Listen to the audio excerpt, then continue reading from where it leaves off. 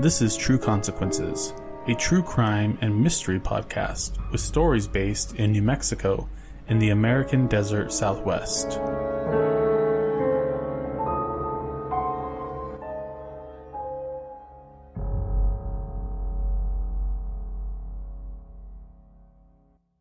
Welcome back to True Consequences. I'm your host, Eric Carter-Landin. Welcome to the first ever bonus episode of True Consequences. On this episode, I speak with Sarah Turney from the Voices for Justice podcast.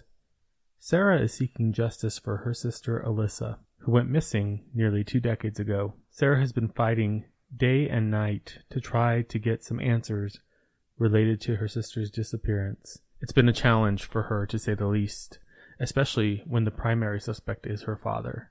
Sarah has been very open and candid about everything, and has really laid out all the evidence for what's happened with her sister on her show, Voices for Justice.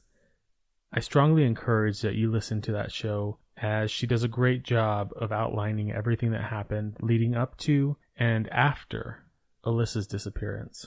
So I know that Phoenix isn't part of New Mexico. I get it, which is why I decided to release this as a bonus episode.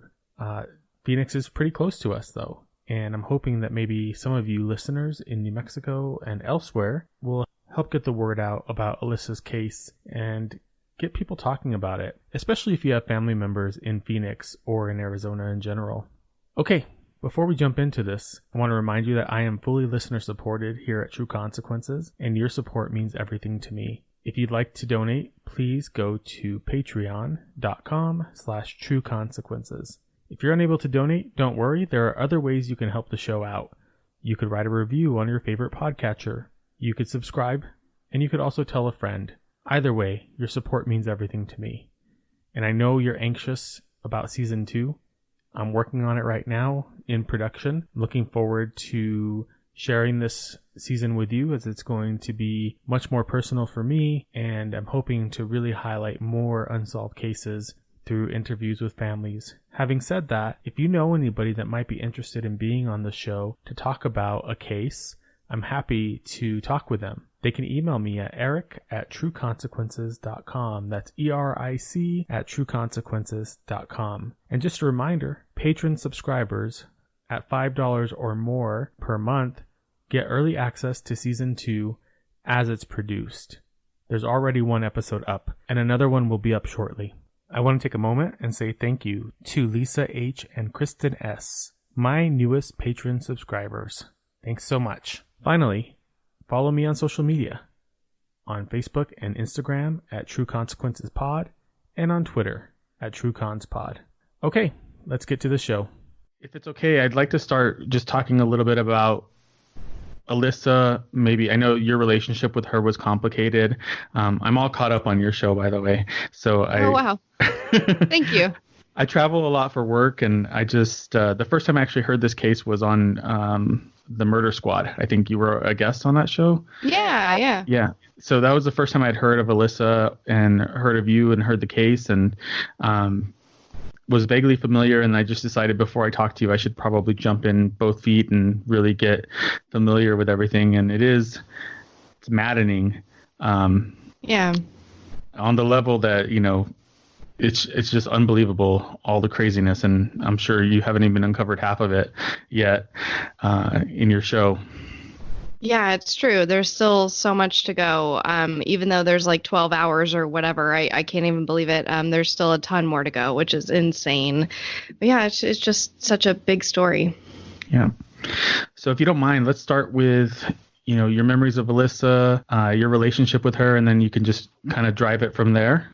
So Alyssa is 4 years older than me, and she was so much more of a mother figure than I ever knew, to be honest. It was really when I dove deep into talking to people and even into the records that I realized how much of a mother figure she was to me. I think as a kid, you just don't see the things that your older siblings do for you, the things like washing the dishes or or making sure that the house is clean, or that you have clean laundry, or that you don't go out of the house looking like an idiot. You just don't see that as parenting. You almost see it as, well, either you don't see it, right? So I didn't see her keeping the house clean. It was just like a miracle to me in the background or whatever. But yeah, it's crazy looking back now because we fought so much. At least that's how I remembered it up until now, right? We had a very normal sibling rivalry. We were sisters, so we fought over everything, over our toys, over clothes, over makeup, over what I was wearing, over what I was saying, over the music I listened to. You know, if I was lip syncing wrong to a song, she was the first to call me out. So we fought a lot, but it was all like in good fun. Right? It was never that she like detrimentally hurt me or psychologically traumatized me or anything like that. She was really wonderful and just cool and sweet and caring. She was this really cool mix of like alternative as well as sweet. So she would be listening to Eminem and Marilyn Manson and, you know, saying terrible words, but then she'd want to watch Blue's Clues and cuddle up in her Blue's Clues blanket. And, you know, she had every cartoon character t-shirt from Hot Topic that existed at the time, pretty much. Yeah, you know, arms full of bracelets and just super warm and fuzzy and friendly, but also like took no shit, right? She was the first to stand up for me. She was the first to tell me we have to go down to the playground and, you know, I got to go kick this girl's ass because she talks shit. So it was this really crazy, cool mix that really, I think, makes me who I am today. She's made me so strong. It was never an option of, you know, I would go to her and say I'm being bullied or somebody's being mean to me, and it wasn't, I'm so sorry, you know, that shouldn't happen. It was like, let's go do something about it. You know, we're going to fix this right now. So yeah, I attribute so much of my strength to her. And yeah, we had this normal sibling rivalry, but also she cared for me in so many ways. Like I said, I didn't realize things like making sure that I looked appropriate going out of the house, and just making sure that I was taken care of. So for my listeners that may not be familiar with this story, your mother passed away when you were very young, and she was also Alyssa's mother, right? Yeah, so I always forget to mention that one of the reasons, obviously, Alyssa was so mothering to me is that we did lose our mother. You know, I was about 4 and she was about 8, so we were both really, really young. Yeah, so that's why she stepped into that role, really trying to help you probably more than anything in that scenario. So her relationship with your father, her stepfather, which I know there was a whole thing about you don't call each other step parents or anything like that in your house, but can you talk a little bit about that relationship? Yeah, absolutely. So like you said, we did have that very strict rule of we're not step, we're not half, we're all family. But unfortunately, Alyssa was treated very differently and had a very unique relationship with our father, her stepfather. Essentially, he was, you know, for lack of a better word, obsessed. And I mean that in really every sense of the word. He monitored everything she did, and was very, very worried about what she would tell people from a young age.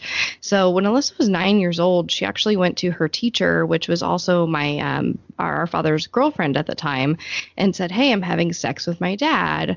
You know, unfortunately, that wasn't reported and nothing really came of it. But ever since then, you know, he had really kept a tight leash on her and kept an eye on her and always talked about how she was such a blabbermouth and how, you know, there were no family secrets with Alyssa around because she would tell everyone. And this really transpired all throughout her teenage years. He just became so controlling and obsessive to the point where she wasn't allowed to do normal things. You know, she did hold a job and eventually she had a boyfriend, but she was watched every step of the way. And I mean, watched. We had secret cameras in the vent. We had a recording system on the phone. He would go to her job and, you know, spy on her from across the street with binoculars. Really, really intense things, you know, and we later find out that he also had her sign behavioral contracts stating things like she would be back at a certain time, you know, she wasn't allowed to walk alone after dark. And of course, like the most shocking is that she was never sexually or physically or emotionally abused by our father. You know, he made her sign these things. but he was just so controlling over her, like he wasn't with any other child of his, and he has 6 kids. So there's a lot to choose from. And it's very apparent that it was a very unique relationship. Yeah. It's disturbing to say the least. I mean, just even on the surface of it, it just seems very, from the outside looking in, trying not to be judgmental, but it does seem very odd and strange. Not something that I'm definitely used to in my family unit, even though my family was fucked up. Don't get me wrong. Well, and even for me, he didn't do that with me. So when I found out about all this, I was pretty shocked because I had every freedom in the world. I wasn't made to go to school. I wasn't made to do anything I didn't want to do. I came home one day with dress code. My belly was showing, and my dad went down to the school and defended my right to wear whatever the hell I wanted. I had no rules, and he would condone pretty much anything I wanted to do, and when I became her age, things like drinking and smoking pot were the end of the world. When my dad found out Alyssa was doing it, and when I did it, he would supply me with it. So, I mean, night and day. That's just, for me, that's one of the most shocking parts of this whole thing. I mean, there's a lot of shocking parts, but just the dichotomy between your relationship with your father and her relationship is just so black and white and night and day. It really stands out in the way that you deliver that on your show. Anything else you want to share about Alyssa that you remember before we move into some other topics? Just that she was amazing and wonderful, and I could sit here and talk all day about how sweet she was, and just that he portrayed her very much in a way that was not her. Whenever he speaks about her, even to this day, she is a drug user with ADD who didn't know how to look up, how to order a pizza out of the phone book. And that wasn't her. And I think I've gotten that point across, but I always like to reiterate that. Yeah. And I think for maybe some of my listeners, they haven't heard the whole story. I would definitely encourage them to listen to Voices for Justice podcast. It is very thorough, extremely well done. It's intense to listen to, but it's an important story to tell because it does paint a clear picture of what happened. Even though you don't have a lot of the answers that you're looking for yet, it does set up for a very clear picture of what was happening prior to her disappearance. Yeah, I certainly try. I just try to lay out all the facts, and I think that the evidence is damning enough that I really don't have to say much beyond that. Yeah, I think you do a good job of just, and then, playing the audio, playing some of the clips of conversations, hearing her friends talk about her and how much they loved her and how much she meant to them. It's pretty heartbreaking to know that, they're never going to have that relationship and that you're never going to have that relationship with her again. It's just really sad. I wanted people to hear it directly from Alyssa or her friends as much as possible, because you'll hear me say a million times I was oblivious, and it's true. So I don't try to insert my opinion as much as possible unless I'm the only one that was there, or for whatever reason it's extremely relevant. I'm just like the least important player in this story until we get to the justice part, right? But right. Yeah. Can we talk about her disappearance? Yeah, of course. So when Alyssa was 17, I was 12. It was May 17th, 2001. It was the last day of her junior year in high school. And she was supposed to go to a party that night. She was going to attend graduation. She was going to hang out with her boyfriend. But in the middle of the day, our father picks her up early from school and tells no one. He supposedly takes her out to lunch where they return to the home and get into a fight about the summer rules. My father says that Alyssa wanted more freedom and that, he refused and she got pissed. So he drops her off at her home. They're already at home. He leaves the home to go run errands. And eventually, he's shopping for a camera lens, he says, and the time frame is iffy, right? We have almost anywhere from like 4 hours all the way up to 9 hours where his whereabouts are unaccounted for. But we believe, he leaves the home about 1 o'clock, makes a phone call that's, I think, about 7 or 9 minutes at about 1:10 p.m. I know I'm getting really nitty gritty. That's okay. I just know so much now. But yeah, so he runs these errands, and then he comes and picks me up. What I was doing that day, it was the last day of 7th grade for me. So I was off at a water park, and I got home from school, or I got off the bus, and my dad wasn't there. So I went and walked to a friend's house, which was totally normal. I did that all the time. Like I said, I kind of did whatever I wanted. So me leaving school and going to a friend's house because he wasn't there was totally not abnormal. And then he comes and picks me up. I had been smoking cigarettes with my friends. One of my only rules, right? Because our mother did die of lung cancer. You know, she was a smoker. So smoking was a huge no-no. And I was terrified. We sprayed each other with perfume. And I said, you know, I was ready with the story that we had a perfume fight, which, you know, as a 12-year-old is completely legitimate in your mind. But yeah, and unfortunately, you know, I wasn't interviewed by police for like so many years after, about 7 years. So I could not tell you what time I was picked up, and my accounts differ over the years. And to be honest, I cannot tell you. But I was picked up. I get into the truck and I smell like cigarettes. And much to my relief, he doesn't say anything. But he does say, Alyssa's not answering her phone. Will you give her a call? And he hands me his cell phone, the same cell phone that he had been calling her on, to call her. And I call her a few times. There's no answer. And, you know, we're only like a mile or two away from the house. So we're home pretty quickly. And I don't know who enters the house first, but I go into her bedroom first, and I find her backpack has been dumped all over the ground, which you notice immediately because Alyssa always had a really neat room.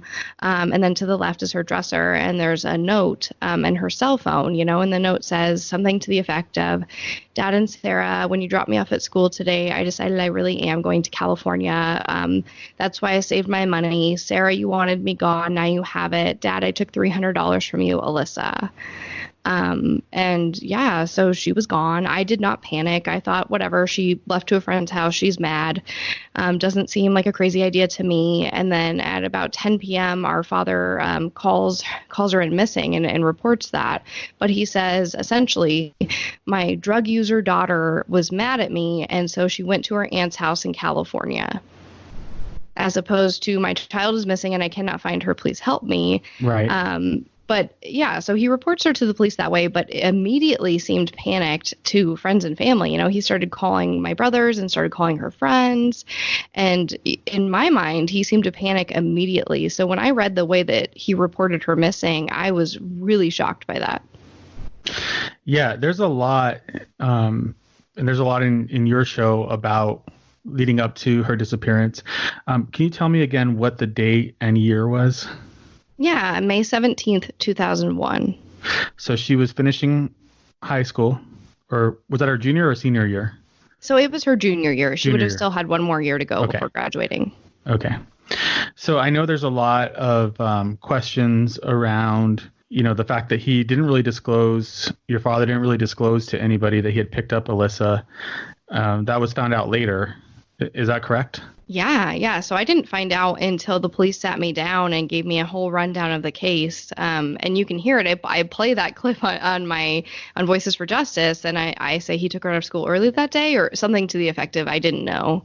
So that was right before the raid, right? That was when they were giving you all the inconsistencies in his story and everything.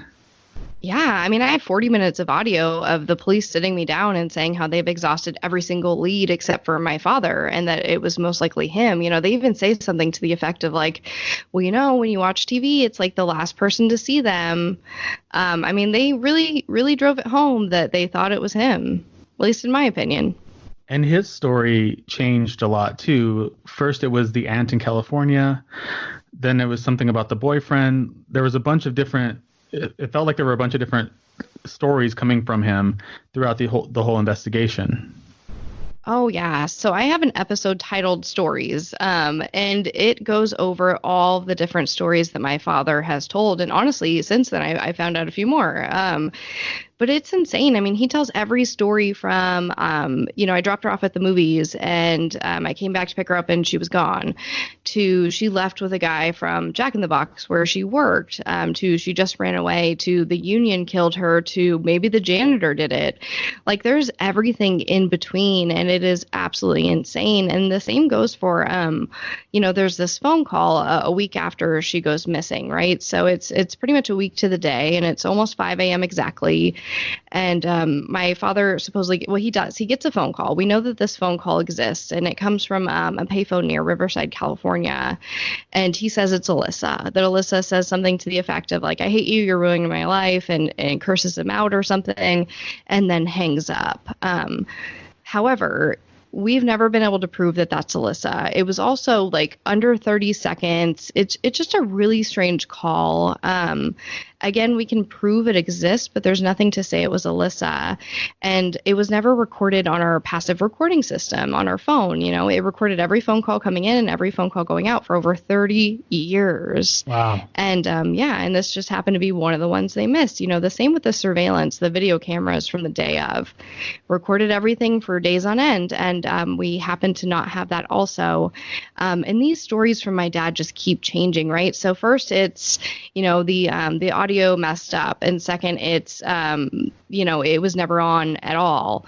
And the same with the surveillance. He says, he even tells the police, like, yeah, you can come pick it up from our house, and then kind of backs out and never gives it to them. And then he says it never existed at all. He says he's reviewed all 8 hours and there's nothing. Like, his story just changes all the time.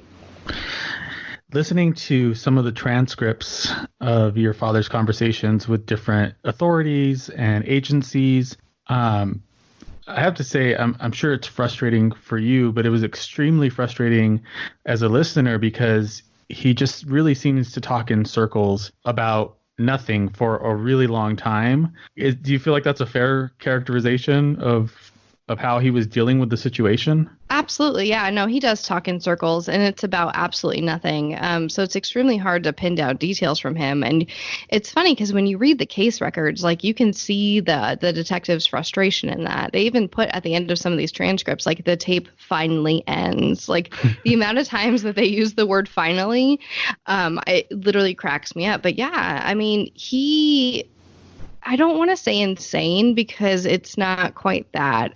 Right. I think that he really likes to hear himself talk, and he really likes to tell these stories.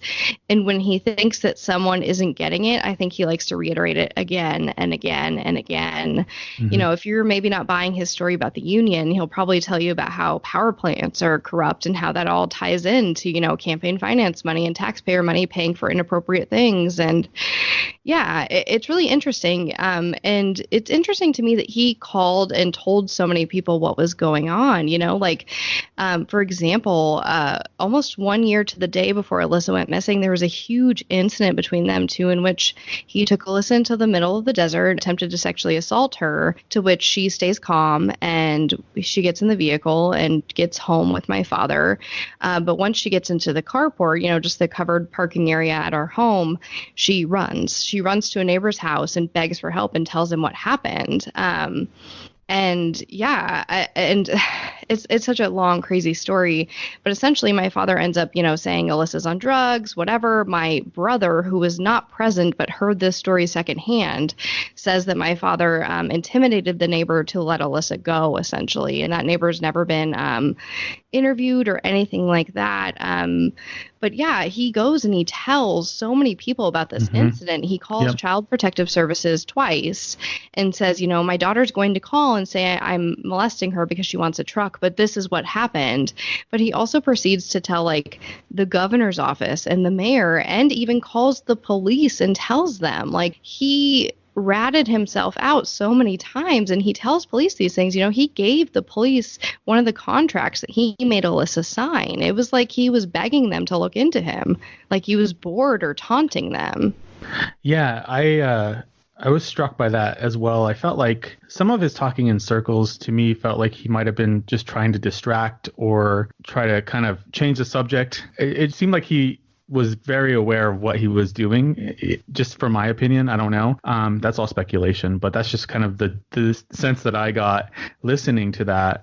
But the thing that really struck me was when he called Child Protective Services preemptively before Alyssa even did anything, and it didn't really seem like he was even sure she was going to do anything. I felt like that was really strange. Yeah, you could tell that he was scared. And this is what he does, because he'll do this later. He does it at certain points in the investigation. One, when he had that incident with Alyssa. And second, when he believes the police are investigating him, he also goes crazy and makes a ton of phone calls. It's just what he does. Like, as if he thinks a congressman or the mayor is going to say, stop this. He even goes as far as like getting a doctor's note to get out of the investigation. Like, as if anyone feels like, poor you, there's no reason you should go down to do a formal interview with the police. Like, your child is missing. This is like case 101 stuff. Like, child is missing, interview the parents, step one, and he wouldn't even do that. Wow, that's baffling. I can't imagine what kind of note that would have been. I mean, that's strange. I mean, it was short, right? I think that he wrote the note and had her sign it. I think that he really authored it. The thing with his, psychiatry is, he had these court mandated psychiatry sessions multiple times a week for decades. But he lied to them and, in my opinion, manipulated them. I mean, even to the point at the very end with his last doctor, he had an agreement in which he would give her extra pills that he had or whatever, like just totally inappropriate and totally insane. And it's not that I think either doctor is malicious or a bad person. I think that he just lied to them. So how could he ever get proper treatment if he wasn't being honest about what he was going through? Yeah, it sounds like he can be very manipulative if he needs to be. And I think you kind of see that dynamic when you're talking about your other siblings, and how he interacts with them and how he tries to play them off each other. It just was all very apparent that he was good at being manipulative and good at telling people maybe what they want to hear or what he thinks they want to hear, just to get them off his back. At least that's my interpretation of what I've heard so far. Yeah, no, I totally agree. He's extremely manipulative and extremely charming, unfortunately, and he's really smart. He is. Mm-hmm. So it's a really deadly combination when he has bad intentions. But yeah, I mean, my whole life he manipulated us. He would always play me and Alyssa against each other just because we were treated so differently. So that really drove a wedge between us. We always thought the other one was treated better. And now that sounds crazy, right? That I thought Alyssa was treated better, but I was jealous of the attention she got. I'm over here, begging him to care if I go to school, and he's over there on top of her every second watching everything she does. So it was this crazy dynamic that really it caused a lot of trouble between all the siblings. And you can look through the papers, and I state a lot of the things on the podcast. He even says, like, at one point that one brother could have forged the runaway note. He says another brother is lying. Like, he throws his kids under the bus all the time, and it's really gross. Yeah, that's a very disturbing part of it. Let's talk about that note for a second. I think you said on the show that it was analyzed by a handwriting expert, and they did say it was Alyssa's handwriting. Is that correct? Yeah, correct. I'm so excited to go over that in depth. We just haven't gotten there yet on the podcast. But yes, it is her handwriting. And they did a huge analysis of it. And they also determined that it was written on different days, they believe. There's a lot of different things that go into her signature and whatnot. But yeah, they're fairly certain that a portion of the note was written on a different day, which says a lot. It says that she didn't spontaneously write this thing and run away, in my mind, unless she wrote it one day and then finished it the next day and decided it didn't need to make sense. It references things that didn't happen. When you dropped me off at school today, I decided I really am running away. But instead, I let you pick me up, and then we went to lunch and everything was fine. Why wouldn't the note read, after we had our big fight, I decided I can't live under your rules and I'm leaving. Had it said that, it would have been a totally different story. Right. But, she writes it in such a way that she would have run away directly from school, or that he wouldn't have been home. It makes no sense. Yeah, that's very disturbing. I mean, one crucial part of that note that I forgot to mention is the $1,800, right? You know, she says, so there's a few different parts with the money actually that are insane. So it says, Dad, that's why I saved my money. So she had $1,860 in her bank account, but it was never touched. She did not take it out. And this is money that she earned from Jack in the Box. You know, she made, I forget what it was, like $6 and something an hour. So saving $1,800 for a 17-year-old is not easy. In addition, you know, it says, Dad, I took $300 from you. And my brother John later comes out and says, hey, I remember Alyssa taking that $300 before she left. It was a thing, you know, she got in trouble. She gave it back. She apologized. You know, it was this whole ordeal that she talked to him about. So again, it's indicative that the note is older than we would think. Wow. Yeah. I don't even know what to say to that. I'm just shocked. That was what I was going to bring up, and I thank you for remembering for me, was the fact that she had all this money in her savings account or checking account that was untouched forever until I believe you never. And your father withdrew some of it, I think. I think it was 6 months later that my dad put it all into my account, I believe. He just put it all into mine and closed hers out. Which, again, wouldn't you want your daughter to have access to that? I mean, I would leave that open probably forever, at least with even if you needed the money, like leave the $25 or whatever so that you can see that overdraft or whatever it is, just so you can see the movement on it. You know, again, it was direct deposit from Jack in the Box. So I can't tell you for sure, but I imagine she had her own bank card. There'd be no reason not to. I did at her age. You know, we had the same exact account essentially where you're a minor and your parents on the account, you know, because we were learning to save money or whatever.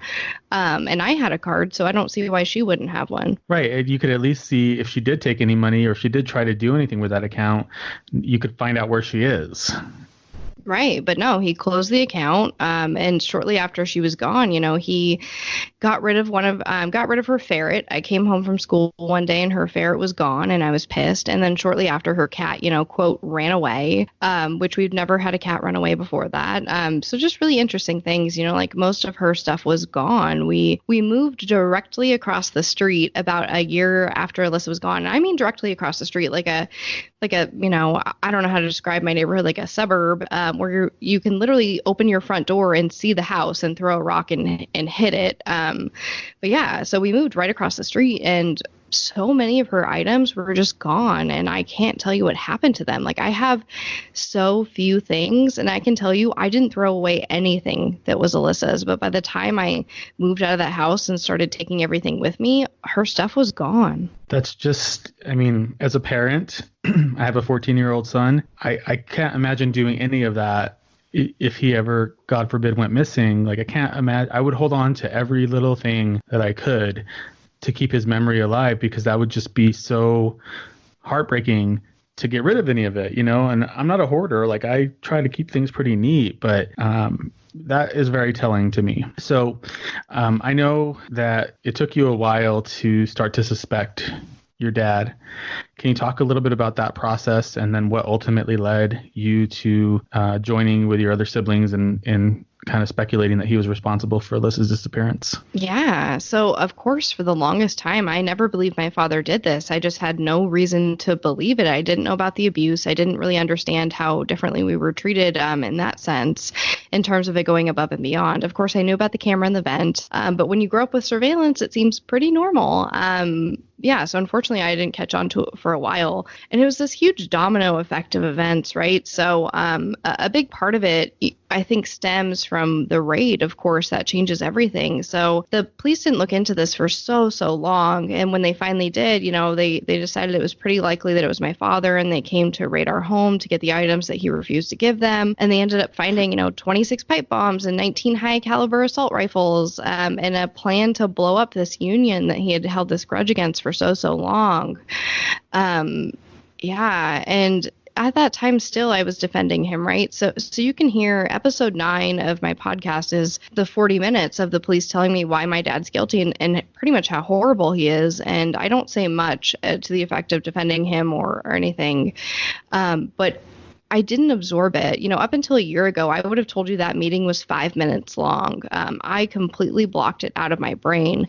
And I would tell you that I wouldn't find out these things until ABC 2020, which is not the truth, because I found out in that meeting. I just never recalled it that way. It's like I blacked out. But yeah, so the raid happens and I get told these shocking things. And of course, my life is thrown upside down. And I'm given all this responsibility, right? I get legal power of attorney over everything. I'm the youngest of 6 and I have full legal reign over my dad's accounts and everything. And I take over the house and, I'm 19. I'm just a kid in college or whatever. And, he starts being a little unsupportive and demanding and not so nice. And, I figure it's because he's in prison and it's such a shock and how hard it must be for him, and I'm making sure he has $500 a month in his commissary or whatever, some crazy obnoxious amount where he can have whatever he wants. But, he starts treating me not so nice. And we do ABC 2020, which is all well and good. And I go on there and speak my truth, which is I thought my dad was innocent. I wished Alyssa was on the beach sipping margaritas, which was, 1,000% true. There's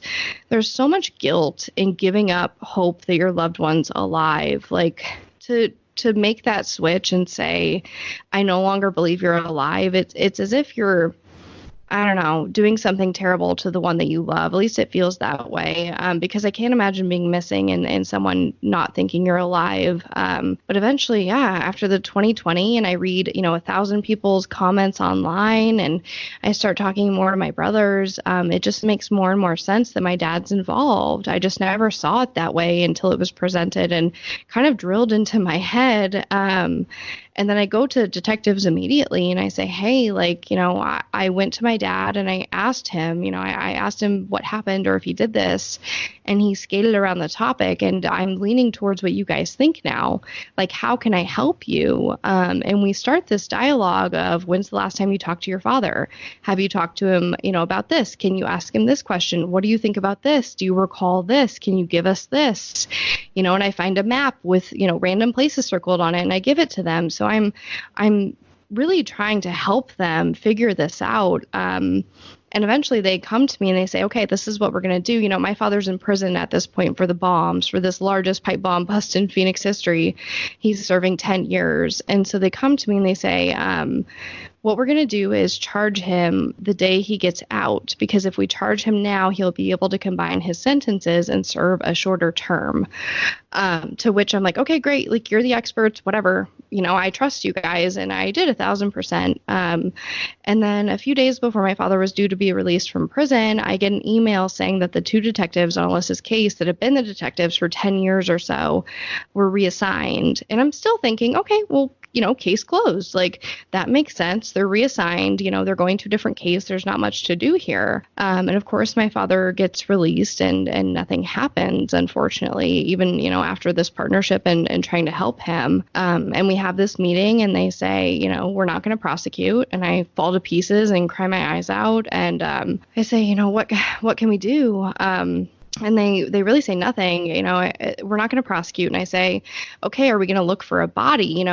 If you need this body to prosecute, let's look for it. And they say, we're not going to do that. We don't have the resources. And I say, can I help you raise money for the resources? I'll start a GoFundMe or whatever. And they say, no. And they say, but what we're going to do is give you a silent witness campaign. And what that's going to entail is so many radio slots on this AM radio show at, whatever ad slots don't sell. And then we're going to give you a billboard on every freeway in Phoenix. And we highly encourage you to get media exposure. We encourage you to go out there on your own. Your only chance is to get media for your sister. So, this, I think 2 radio spots or something played. And then I had 0 billboards and I started getting media. And that's really where all this started. I did not want to go this route.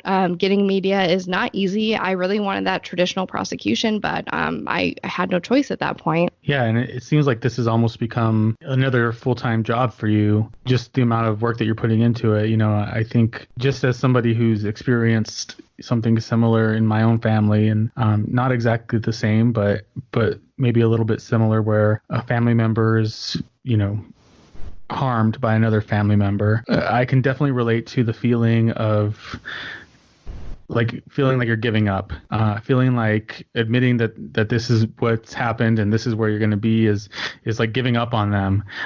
But I think that the effort that you're putting in to get the word out there is not, it's the opposite of that. Just from somebody who's not in the same situation, but in a similar situation, I think you should feel maybe less guilty. I know that I can't talk about you feeling not guilty because I know that's always going to be there. But maybe you can feel a little less guilty in knowing that, you know, you're fighting for her and you're fighting for justice for her. And I am very inspired by you.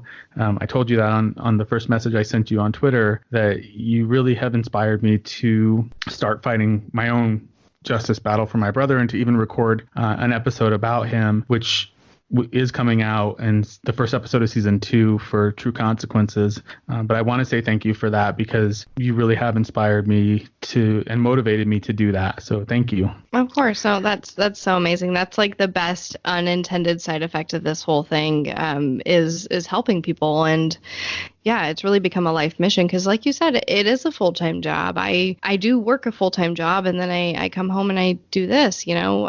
It's exhausting, but it's my active form of grieving. And, you know, the podcast won't last forever, at least not Alyssa's season. But yeah, I feel like this is my time. I really had to ramp it up this year. I was given a case update that I dangled in front of everybody, right? It was like over a year ago, and I'm like, oh, big case update, you know, I can't wait to tell you guys, because they told me and they said, you know, it'll be 2 weeks. We'll know in 2 weeks. And it's been over a year now. So during that year, you know, I got to that 6-month point, and this is last year before I started the podcast, and I'm like, I'm begging people to cover this. Like, nobody is going to care about this as much as me. I was getting frustrated that nobody had the same passion as me, people that could have affected change in this case. And I was highly encouraged to start my own podcast. And so that's a big reason of why I did it. Like, what bigger push than for me to get, you know, the case file, which is thousands of documents, and really put it all out there, because I started reading through them, and the crap that happened is unbelievable. Like, the things that my dad said, the things that the police do, the fact that the FBI came into this case twice and asked why this wasn't being investigated as a homicide. These are things that have never been explored. So yeah, I mean, as much as I was out there, you know, pounding the pavement and asking everyone to cover this case, I really just realized I have to get this into my own hands and go crazy on this and expose how insane it is, because I can't expect, you know, someone else to come in and put it all on the line. You know, what I'm doing is a little risky. It really hasn't been done before. I'm not outright accusing my father, but I am pointing all evidence in his direction and laying it out. But I don't think people understand how natural that is, in terms of going through the case file. Like, it all just points to one direction. So I do try to really rein that in. But yeah, I realized that if anyone was going to do it and make this happen and cause the biggest noise about it, it had to be me. So hopefully it's working. I don't know if it's working with the police department in Phoenix, and I don't know if it's working with any of that, but I think that you are getting some momentum, at least, you know, from the internet, for lack of a better word, and some awareness, which I think is huge. Has Phoenix police communicated with you at all since last year?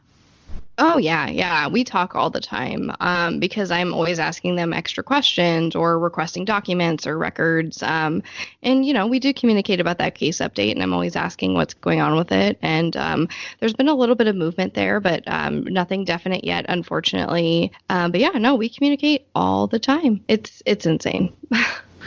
So I don't think we flat out said this, but maybe we did. So I think that it's your belief and probably a lot of people's belief that Alyssa is dead, and that it's as a result of probably some malicious intent from your father or malicious action from your father. Can you talk a little bit about what those suspicions are that you have? I don't want you to give away too much. I know you still have more episodes of your show coming out, but anything that you want to share from that perspective with my listeners? In an effort to be fair, there will be an entire theories episode on the podcast where I go over everything, right? Every type of theory that I can think of. And I asked people for other theories because I want to explore it. Like, I don't think people understand. Like, I don't want this to be my dad. Like, this isn't option number one for me. I would love if at the end it wasn't him. That would be amazing to not lose two people in my life. But yeah, unfortunately, when you look at all the circumstance and, history of my father's behavior and how what he did in the past is very similar to what we all think happened to Alyssa, or what a lot of people think happened to Alyssa, it just makes the most sense. And of course, the police believe this too. There's no shortage of authorities really believing this, and everyone in the family as well. I was the last of all the kids to believe this. When I told my brothers, they were kind of like, yeah, we just didn't want to tell you. I'm so much younger. I can't blame them. Yeah, the evidence really does point to that he was most likely involved. And there's a few different reasons for that, right? We know that the note doesn't make a ton of sense. We know that a lot of evidence that should be there to defend his innocence is missing. If you watched all 8 hours of this surveillance tape you have of Alyssa's last day, then hand it over so you can clear yourself. Yeah, just so much of that. And of course, he's made statements like, come to the deathbed and I'll give you all the honest answers you want to hear. And he's offered to give a complete confession if the state agrees to give him lethal injection within 10 days. So really indicative of being guilty in my mind. But yeah, I think that even it being on the last day of school is very curious. When children go missing today and they're in a school, you often find that they'll hold an assembly or at least acknowledge it to some point, right? They'll say, we understand that your classmate is missing. These resources are available to you if you need to talk. And with Alyssa being gone on the last day of school, there was no room for that.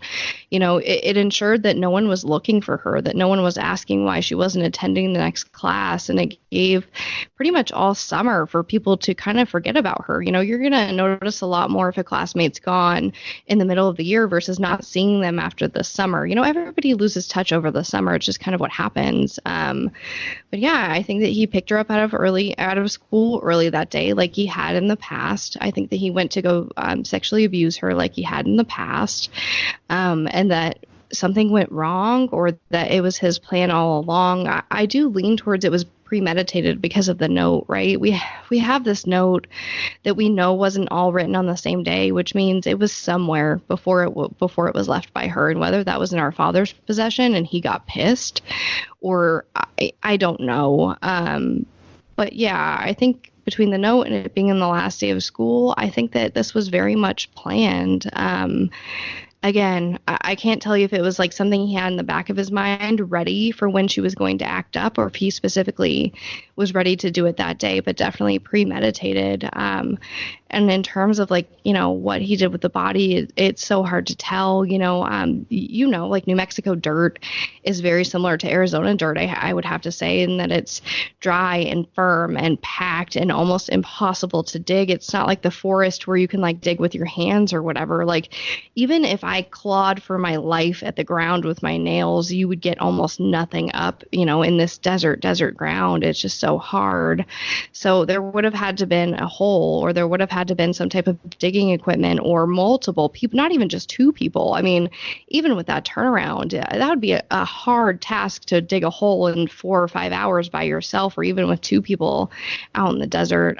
So yeah, I think that some of the curious spots are, there was a mall near us about a mile away being developed, meaning that I really want to get the building schedule. They will not respond to me, which, like, granted, yeah, you don't want to be the mall with like the dead body under it or whatever. So I understand why that's not a smart marketing play. But yeah, I would love to know what holes were open at the time, because the way that these construction sites go, is my understanding from my limited research, is what they do is they use ground penetrating radar before they dig, because they want to make sure that they're not hitting power lines or, sewer pipes or whatever. But once they dig, that's it. So once there's an empty hole, anything can be put in there for cement to go on top of it. They're not going to check again. But in addition to that, my father also made dozens of phone calls about a specific area of land in northern Arizona. I mean, not too northern, but north of where we lived, that was being annexed by the city. He made all these calls wondering what was going on. Was it being developed? Was it being dug? So yeah, I think it's really curious. But yeah, I mean, overall, I do lean towards that my father probably had something to do with it and that he had been planning it for at least some time. Yeah, I think your point, it makes a lot of sense that you would look for some place where there was already a giant hole in the ground, especially for the sake of time. And I think that those hours where he was unaccounted for from the time he picked up Alyssa and the time he picked you up could have been sufficient amount of time to do what he needed to do if this was the case. And you alluded to the fact that a lot of what you suspect and what Alyssa said happened to her had happened before with other members of the family or extended family. He had been known for, sexually abusing people near him, so that it's not far off to say that this could have been all connected to that. Yeah, absolutely. What can my listeners do to help support your cause? Yeah, I mean, first and foremost, just share her story. I wish that there was a magic recipe that would make the police do something, but it's just that slow build of pressure. So please share this podcast, share your favorite piece of content with Alyssa, whatever it is, just share her story and talk about her. Yeah, I mean, I have things like GoFundMe for billboards, and I have a Patreon. I have a merch store and all of that, which is helpful. But really, just share it. Just get the word out. I need the whole world screaming about this, and I need it to happen fast. So please share. Well, hopefully this helped. I definitely would love to be as helpful as possible with you. So I'm always happy to retweet you and share everything. I'm heartbroken by the story, and I just hope we can get some justice for her, and hopefully you can move on to maybe justice for other people or whatever you need to do with your life.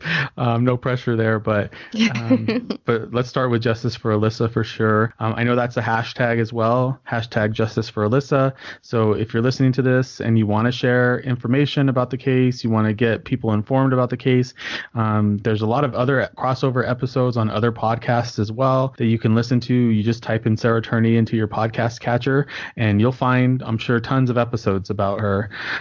So by all means, please share her story and let's get the word out. We're not too far from Phoenix, so I'm sure there's a lot of people in New Mexico with connections in Arizona. I know I have some. So yes, please. Anything else you want to say or anything else you want to share before we wrap this up? No, just thank you so much for listening to Alyssa's story. I appreciate it.